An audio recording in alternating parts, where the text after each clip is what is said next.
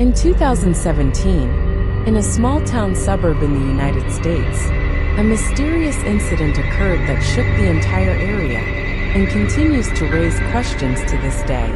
Emily, a young nurse working at a local hospital, lived alone in a small apartment on the outskirts of a forest. One cold night, as she was returning from her late shift, she felt something strange in the air. The road was completely empty, and the air was colder than usual. When she approached the door of her apartment, she noticed that the lights were on. Even though she was sure she had turned them off before leaving, her heart started to race. But she tried to convince herself that maybe she had just forgotten. Cautiously, she entered the apartment and didn't notice anything unusual at first, until her eyes landed on something that made her blood run cold. On the table was a cup of tea still warm, with a small note next to it that read, "I've missed you, Emily."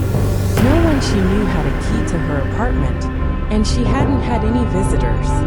She stepped back, her hand reaching for her phone to call the police, but in an instant, all the lights suddenly went out. The place became completely dark, and an eerie silence filled the air.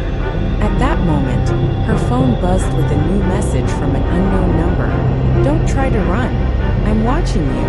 With her heart trembling, she rushed toward the door, but before she could open it, she felt a cold hand grab her wrist.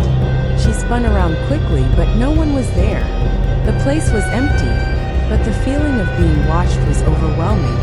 Finally, she managed to open the door and ran towards her neighbor's house in a desperate attempt to escape.